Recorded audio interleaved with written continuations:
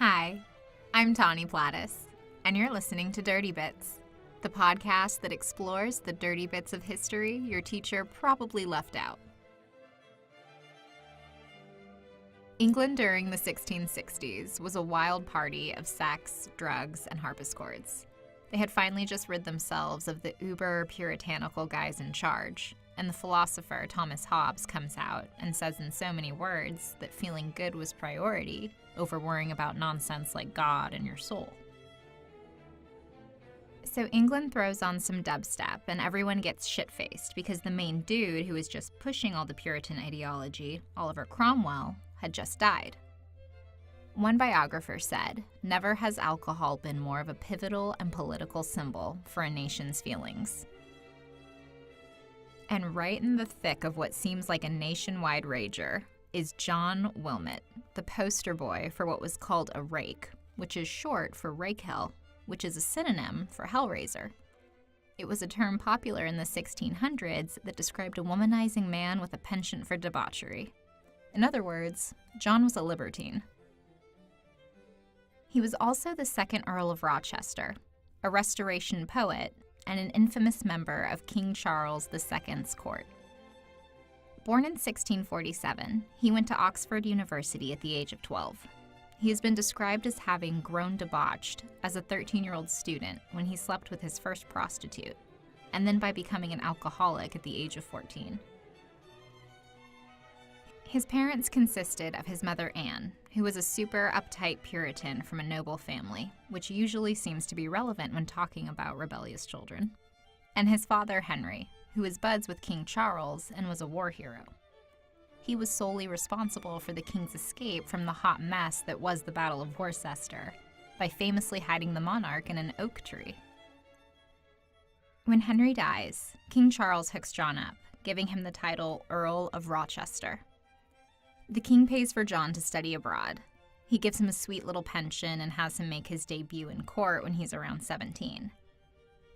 King Charles fills in as a kind of father role for the young man, either because he felt obligation from Henry's unwavering loyalty, or John really was just that boyishly charming.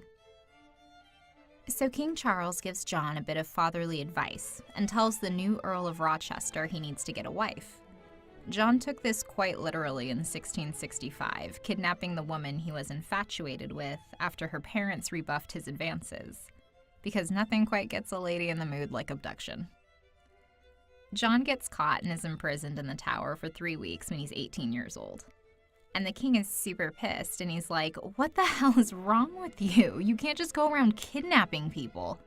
And John writes back and goes, "I am so sorry. You're totally right. My bad." And the king's like, "I could never be mad at you." So not only does King Charles release him, the woman he tried to kidnap, Elizabeth Mallet, forgives Rochester because Stockholm Syndrome wasn't recognized at the time. And against her father's understandable disapproval, they get married in 1667. After their wedding, John is mostly hanging out in court in London, where he openly engages in affairs with highborn ladies and actresses. He sleeps with prostitutes and spends money frivolously. He was pretty much drunk for 5 years. Ever the vision of class, he once wrote, "I rise at 11, I dine about 2, get drunk before 7, and the next thing I do, I send for my whore, when in fear of the clap, I dally around her and spew in her lap." He was basically a 16th century version of a pervy Dr. Seuss. He also described himself as being not perfectly master of myself, which led me to do many wild and unaccountable things. And he considered himself the wildest and most fantastical odd man alive. Every leader needs followers, so he forms a squad of these guys who are aristocrats, social climbers, and poets, and they have 2 names. They're called the Merry Gang, or I shit you not, they call themselves the Ballers. He and his friends called themselves the Ballers in 16th century England. So the Ballers started tearing shit up around town. John was the guy always taking it one step too far and led them on shenanigans that became notorious for their lewd pantomimes of anal sex, exposing of their genitalia, and violent acts against those unfortunate enough to cross their path.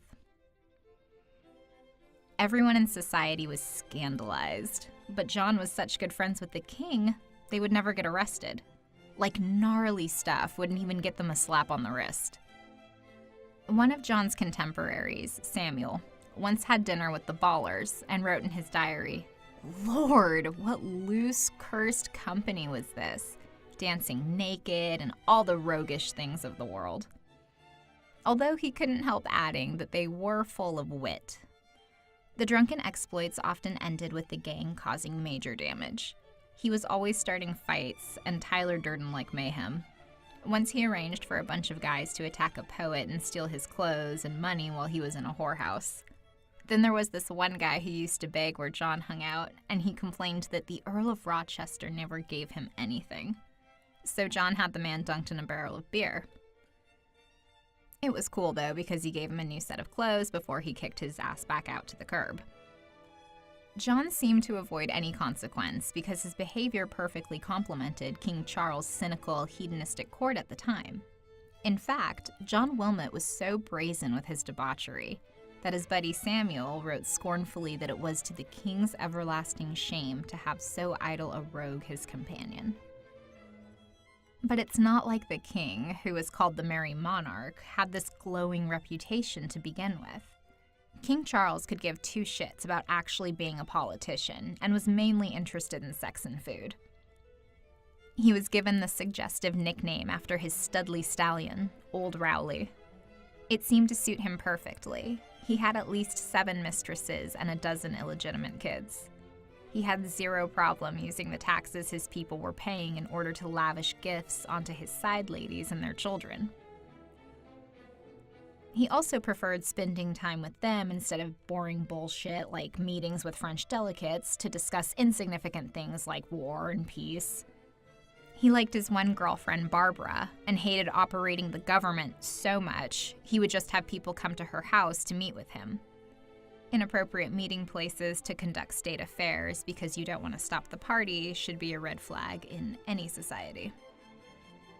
But to his credit, he wasn't violent or cruel. He was simply uninterested. One courtier, John Evelyn, commented that Charles would have made a good ruler if he had been less addicted to women. But the king basically said can't stop, won't stop, and turned up the music. The sexcapades were so rampant that they got to the point where they had an on-call STD doctor called a pox doctor. Even the king gets infected and then is chewed out in front of a French ambassador by his mistress because he gave her the clap. So you'd think John's debauched little heart would have loved what basically sounded like 24/7 spring break in Cancun, but he described court as a place where you think not at all, or at least as if you were shut up in a drum. You can think of nothing but the noise that is made upon you. He was bitter as hell towards the king and society, saying he found humanity to have false values when compared to the animal world. He mocked the absurdity of restrictive social customs, called men strange, prodigious creatures, and mocked them for being vain, misguided, gullible, and religious.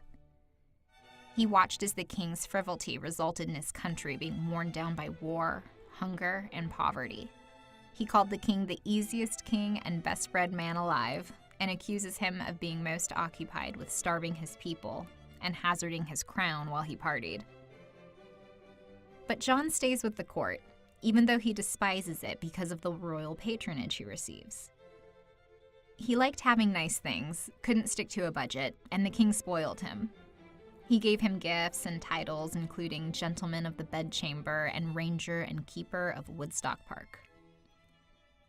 John was very much aware he was a walking contradiction, and often felt himself torn between his desires. One day he'd be screwing anything with a pulse, and the next he'd engage in a duel, and then that night return home because he was in the mood for domestication. He once wrote to his wife, "I myself have a sense of what the methods of my life seem so utterly to contradict."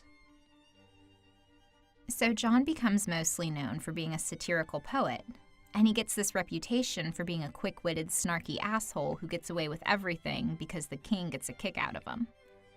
Like, John would say and do shit that would get other people imprisoned, but the king would just shrug it off because John was that much fun to hang out with. Like, before social media came along, you had to share your level of pretentious wit by handwriting tawdry little verses that were manually passed around your group of friends. And what these dudes were writing could rival some of what people are tweeting today. Some of the dirty bits he wrote were so filthy, I can't even read them aloud. Look them up, he uses the C word. Even until the middle of the 20th century, his writing was considered obscene porn, to the point of bookstores taking it upon themselves to wrap his books all up in brown paper and banish them to the dusty top shelf.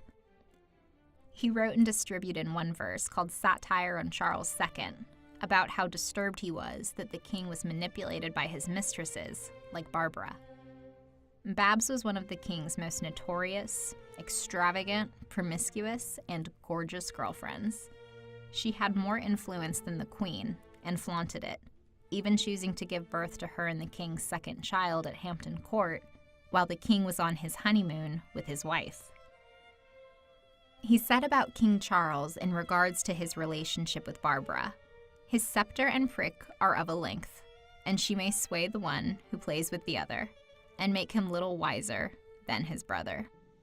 Poor prince, thy prick, like thy buffoons at court, will govern thee because it makes thee sport." And another tweet-worthy poem about the king went, "Restless he rolls about from whore to whore, a merry monarch, scandalous and poor. All monarchs I hate, and the thrones they sit on, from the Hector of France to the Cully of Britain." But one of his best pieces of work was a satirical piece called Signor Dildo, about social climbing and sleeping your way to the top. It was so popular that people started calling dildos signors. The poem takes fairly graphic shots at the well-known ladies of the day and accuses them of being obsessed with the bedroom toy. Like, in just one verse, he says, "The pattern of virtue, her grace of Cleveland, has swallowed more pricks than the ocean has sand. But by rubbing and scrubbing, so wide does it grow. It is fit for just nothing but Signor Dildo." Charles had slept with most of the women John was rhyming about, so he thought it was fucking hilarious and asks John to show him the poem everyone's talking about. But instead of giving him the Mr. Dildo poem, he gives him this absolutely scathing satire of the king he had written earlier that year. There's some versions of this story that depict John as a drunk moron who just screwed up and gave the king the wrong version. But knowing John, he also could have intentionally given him the poem because he wanted him to know what he thought of him. And the latter seems entirely plausible because nothing ever happens to him.